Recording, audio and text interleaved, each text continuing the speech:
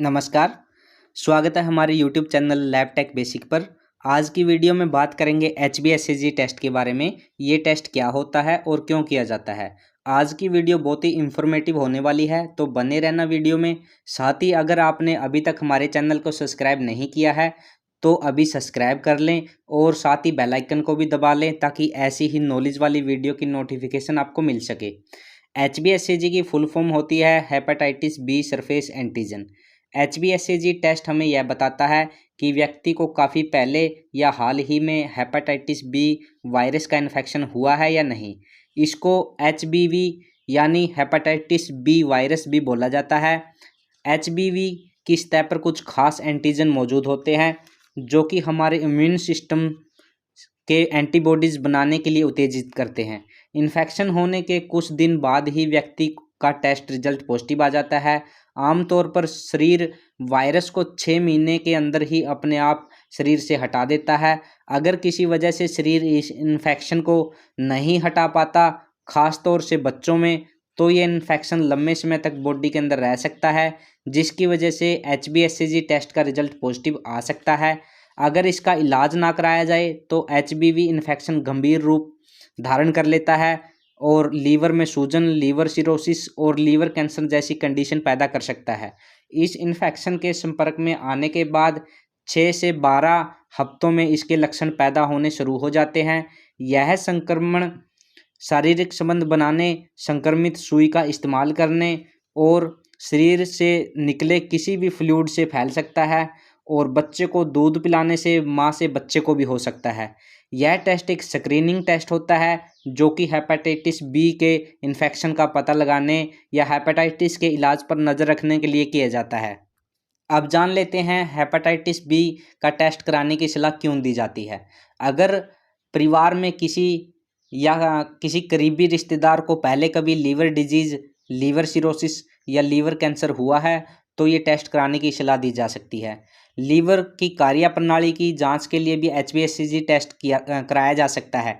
यदि आपके परिवार में किसी को हेपेटाइटिस बी है या आपके किसी ऐसे व्यक्ति से संबंध है जो HBV के इन्फेक्शन से संक्रमित है, तो भी डॉक्टर आपको HbSAg टेस्ट कराने की सलाह दे सकते हैं। हेल्थ केयर कर्मचारियों जैसे डॉक्टर व नर्स और हेल्थ केयर स्टाफ जो ब्लड या बॉडी के अन्य फ्लूइड के संपर्क में आते हैं, उनको भी ये टेस्ट कराया जाता है। ब्लड ट्रांसफ्यूजन के दौरान, सर्जरी या ऑर्गन ट्रांसप्लांट से पहले ये टेस्ट कराने की सलाह दी जाती है। ड्रग की लत वाले लोगों में या जो लोग दूसरों की सिरिंज या सुई का प्रयोग करते हैं, उनको भी HbSAg टेस्ट कराने की सलाह दी जाती है।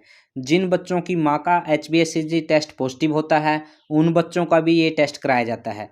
प्रेगनेंसी के दौरान HbSAg टेस्ट कराने की सलाह दी जाती है। अगर किसी को पीलिया की शिकायत है तो भी डॉक्टर आपको HbSAg टेस्ट कराने की सलाह दे सकते हैं। अब जानेंगे इसके नॉर्मल रिजल्ट और एबनॉर्मल रिजल्ट के बारे में। HbSAg का टेस्ट दो तरीके से होता है। एक होता है क्वांटिटेटिव और दूसरा होता है क्वालिटेटिव।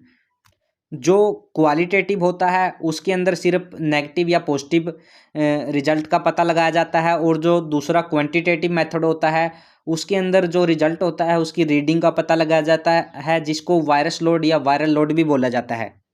पहले जान लेते हैं नॉर्मल रिजल्ट के बारे में। HBV एंटीजन का जो लेवल है वह लेस देन 1 सिग्नल प्रति कट ऑफ का मतलब होता है कि रिजल्ट नेगेटिव है यानी नॉर्मल है।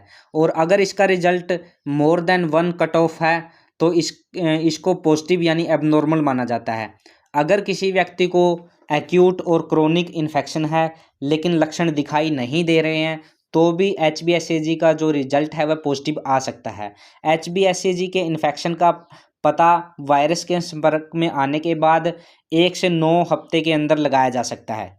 अब बात करेंगे हेपेटाइटिस बी का इन्फेक्शन होने पर क्या क्या लक्षण दिखाई दे सकते हैं। ज़्यादा थकान रहना, बुखार आना, मांसपेशियों में जकड़न के साथ साथ दर्द होना, जी मचलाना या उल्टी जैसा फील होना, भूख कम लगना, स्किन और आँखों का रंग पीला पड़ना, पेट में दर्द रहना, गहरे रंग का पेशाब आना, पीलिया होना, जोड़ों में दर्द होना, ये सारे लक्षण दिखाई दे सकते हैं अगर कोई व्यक्ति HBV के इन्फेक्शन के संपर्क में आता है। हेपेटाइटिस के इन्फेक्शन का पता लगाने के लिए डॉक्टर आपको अन्य टेस्ट कराने की भी सलाह दे सकते हैं, जैसे लीवर बायोप्सी या अल्ट्रासाउंड। हेपेटाइटिस के इन्फेक्शन से बचने के लिए कौन कौन सी बातों का ध्यान रखना चाहिए या कौन कौन सी सावधानी हम यूज कर सकते हैं, बात कर लेते हैं। सबसे पहला, बॉडी को हाइड्रेट रखने के लिए खूब पानी पिएं, साबुत अनाज, दलिया, ताज़े फल और सब्जियों का इस्तेमाल करें और संभोग के दौरान कंडोम का इस्तेमाल करें। डेली एक्सरसाइज करें। अगर 4 से 6 वीक के बाद भी लक्षण गायब नहीं होते तो अपने डॉक्टर की सलाह जरूर लें। संक्रमित व्यक्ति के साथ यौन संबंध ना रखें। अधिक शराब और धूम्रपान का सेवन ना करें। तो ये सारी सावधानियां यूज करके हम इसके इन्फेक्शन से बच सकते हैं। जानकारी अच्छी लगी हो तो चैनल को सब्सक्राइब जरूर करके जाना और वीडियो को लाइक शेयर करना। धन्यवाद दोस्तों।